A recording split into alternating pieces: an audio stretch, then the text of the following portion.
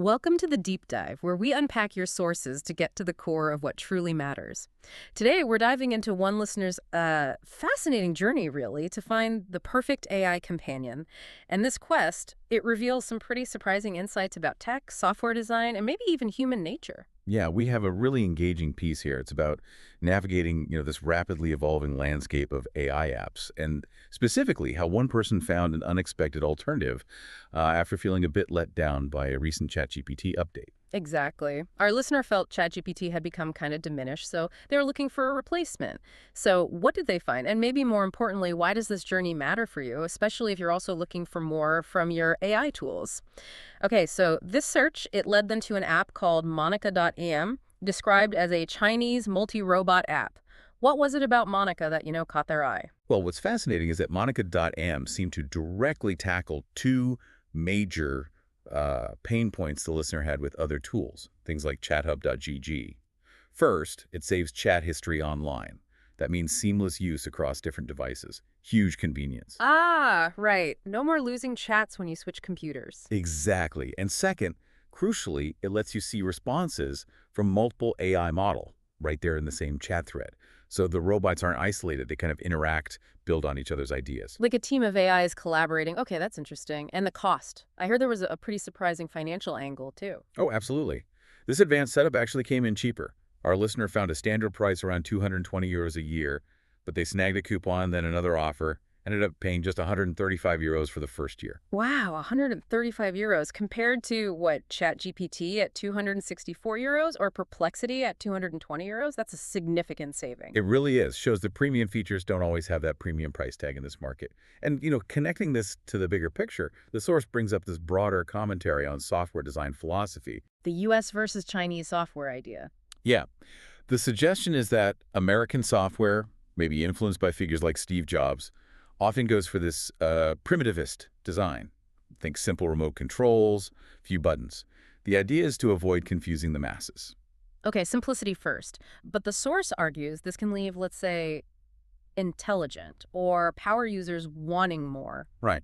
more advanced features. Exactly. And that's contrasted with Chinese software developers. The argument goes, with such a massive population, they can cater to even just 1% of really demanding users. And that 1% is still millions of people. So it fosters more feature-rich, complex, intelligent software. So it raises a question, doesn't it? Does a bigger user base automatically lead to higher quality software that serves more needs? Or is it really just different design philosophies at play? It's a really interesting point to consider. And the listener gave a great practical example of this multi-AI power. Ah, the translation example. They were stuck on a Slovak phrase. All right. Buffet, ktorý sa nikdy nekončí. Literally, a buffet that never ends. They couldn't find the right natural English idiom, so they put it to a group of 7 different AI models on Monica. 7 AIs working together, and what did they come up with? They landed on a gravy train that never stops. A gravy train that never stops? That's perfect. Much better than just endless buffet. Exactly. It really shows that collaborative power. And the author also noted something else interesting. You can configure these AIs. Tell them things like, always challenge my assumptions, or no sucking up. Huh. So you can actually get critical feedback. Apparently so.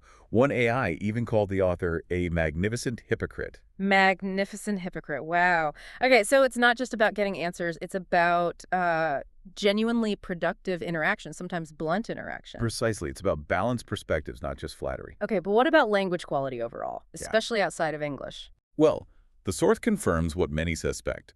AIs are generally excellent in English, but they tend to struggle with what the source calls microlanguages, like Slovak. Limited training data means the translations can often sound mechanical, sort of unnatural. So it comes back to scale again. More data, bigger audience, usually means better quality, especially for language nuances. That seems to be the correlation, yeah. But then the story took a twist, right? A real happy end, as the source put it. Yes. Just as the listener was about finishing their write-up on all this, news broke.